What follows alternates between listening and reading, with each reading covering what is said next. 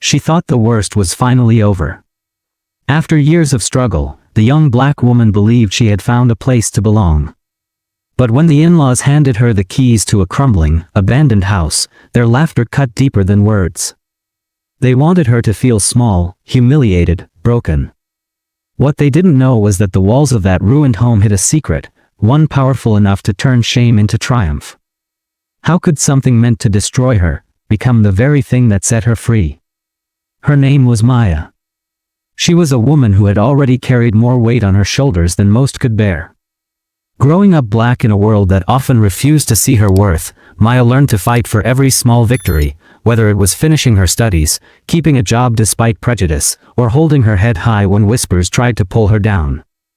Still, through all the pain, she dreamed of a simple life, a place to call her own, a corner of the world where she could finally breathe without fear of being judged. She worked long shifts, saved every penny, and believed that maybe, just maybe, she could build something lasting.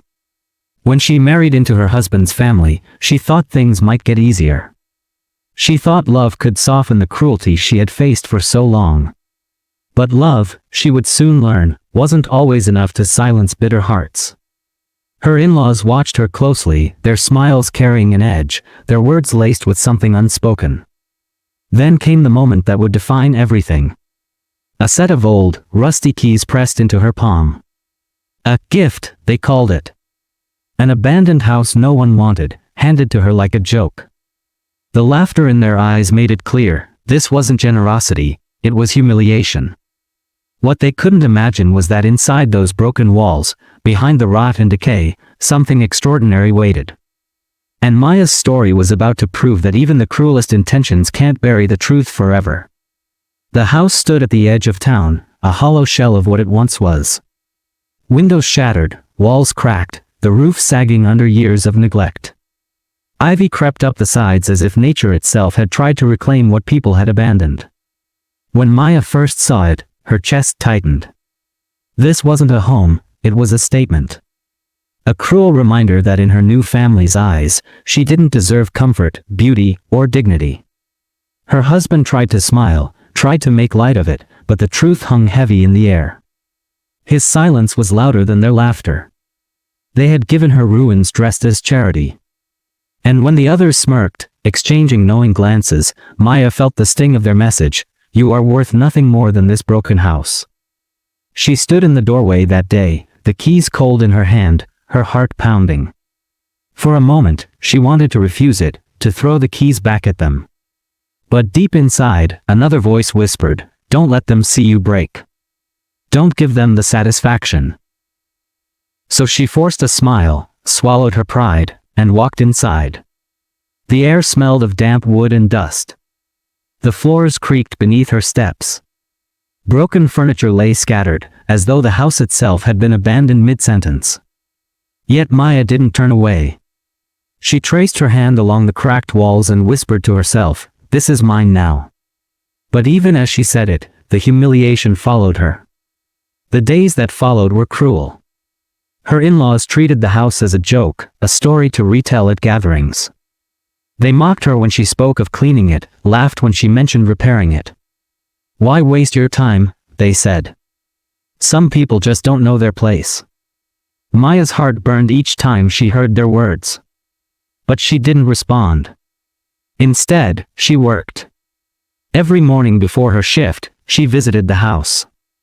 She swept the broken glass, cleared the debris, patched what little she could with the scraps she found. Neighbors watched her with quiet pity. Some shook their heads. Others whispered, "She's wasting her life on ruins." But Maya knew something they didn't. She couldn't explain why, but when she stood inside those walls, she felt a pull. A sense that this place wasn't just a burden, it was a test. Still, the cruelty didn't stop. Her in-laws spread rumors in the community, painting her as desperate, foolish, and unworthy. At dinners, they compared her efforts to chasing shadows, always reminding her she wasn't truly part of them. One evening, as she left the house after cleaning, she overheard two of them laughing on the porch. "She actually thinks she can make that place livable. Let her. It'll keep her busy." People like her don't belong in homes worth keeping. The words cut deep. For the first time in weeks, Maya sat alone in the darkened house and wept. The walls seemed to echo her sobs, carrying her pain back to her. And yet, as the tears fell, her resolve grew stronger. If they wanted her broken, she would show them the opposite. If they wanted her humiliated, she would make this place her victory. As weeks turned into months, something began to change. While clearing the basement one afternoon, she stumbled upon a strange patch of flooring. The wood felt different, heavier, almost as if hiding something beneath. She pressed against it, but it wouldn't move. The discovery unsettled her. For days, she thought about it while working shifts at the diner, scrubbing dishes, wiping tables, all the while hearing the echoes of laughter in her mind. What was beneath that floor? Why did it feel different? Her curiosity grew into obsession.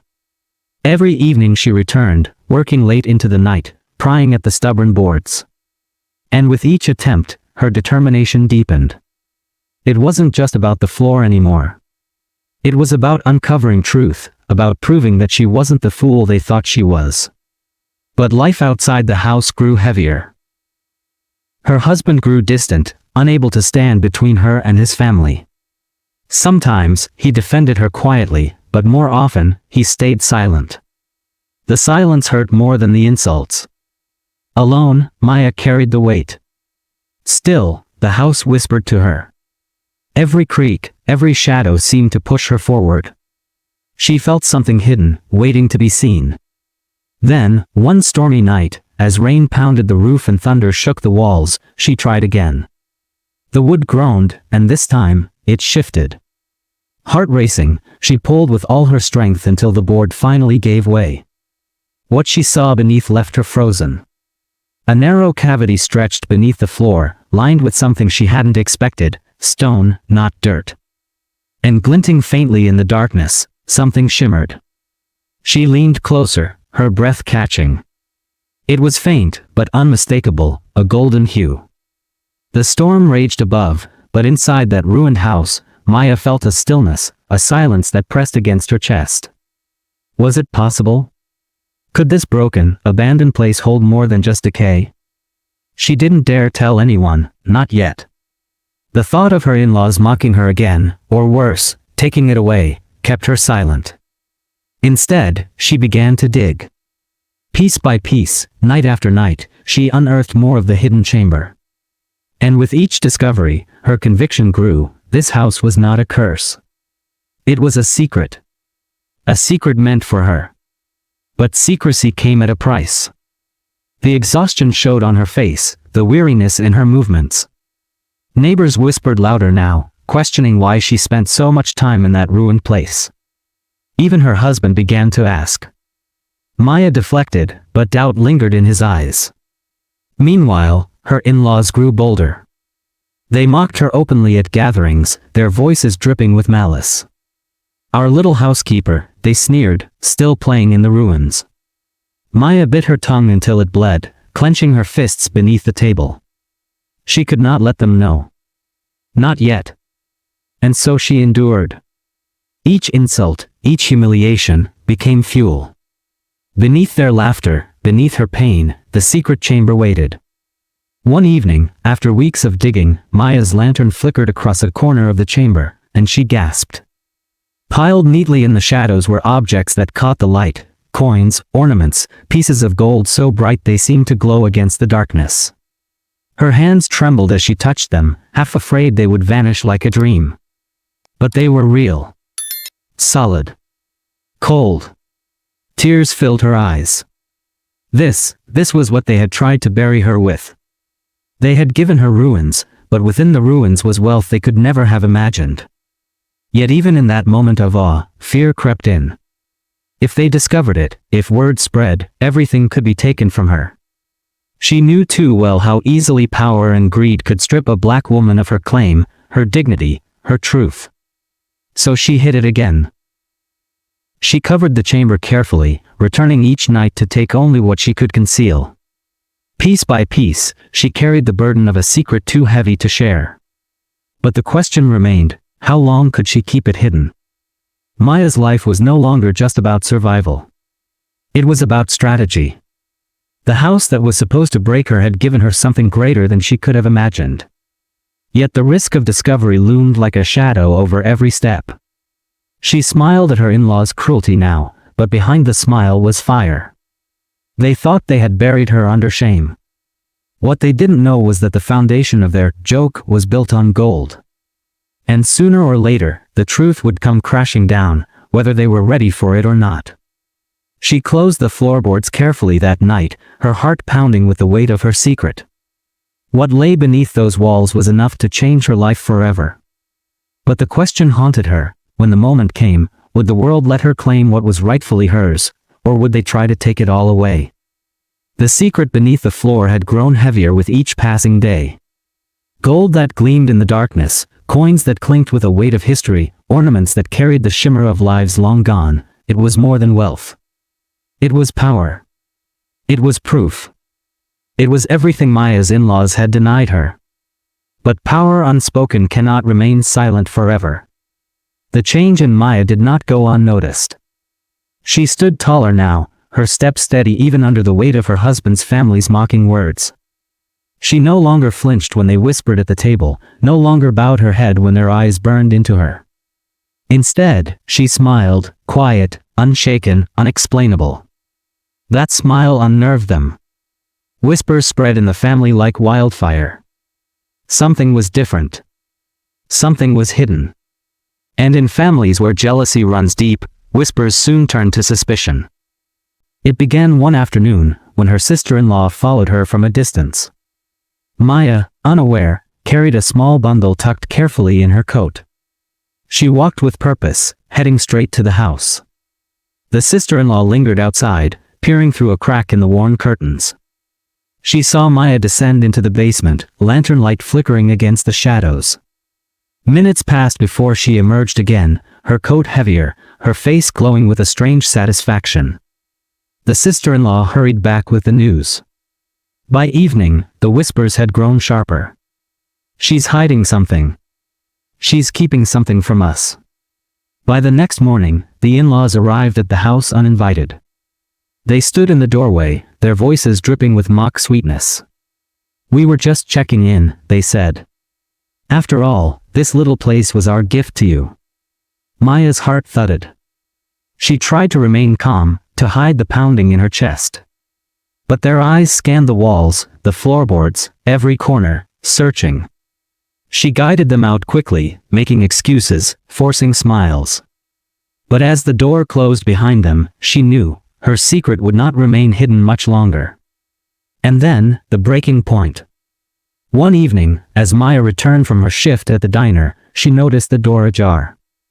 Her stomach dropped. She rushed inside, her footsteps echoing in panic. The basement hatch lay open. The lantern still burned. And the boards she had so carefully placed back into position were gone. She descended quickly, heart hammering in her chest. And there they were, her in-laws, crouched around the chamber, their hands full of the gold she had fought to keep hidden. Their laughter filled the air. Not the laughter of a cruel joke anymore, but the laughter of greed, of victory. "So this is what you've been hiding," one of them sneered. "No wonder you've been smiling." Maya froze, her breath catching in her throat. The secret she had carried so carefully was laid bare before them. "Did you really think you could keep this for yourself?" they mocked. "This house, this treasure, it belongs to the family. To us." Her hands trembled, rage and fear colliding inside her. This was the moment she had dreaded, the moment every black woman knows too well, that what is hers, what she has bled for, could be stripped away in an instant because others claimed it with louder voices, with stronger fists, with sharper cruelty. The argument ignited like fire. They called her selfish, ungrateful, undeserving. They accused her of stealing what had been theirs all along. They spat words like poison: "You people never know your place." Each phrase struck like a blow, reopening wounds she had tried to heal. Maya stood in the flickering lantern light, the gold at her feet, the venom in their eyes, and realized the truth: this wasn't just about treasure. This was about her right to exist with dignity, to claim something as her own in a world that had always tried to strip her bare. Tears burned her eyes, but she did not cry. Instead, she lifted her chin, her voice trembling yet unbreakable. You gave me this house to shame me. You laughed when you thought it would destroy me. But what you meant for humiliation has become my strength. This, she gestured to the gold, the walls, the home, is mine. Not because you allowed it. Not because you gave it. But because I endured what you never could. Her words echoed in the chamber. For a moment, silence. Then, anger. The in-laws surged forward, grabbing at the treasure, shoving her aside.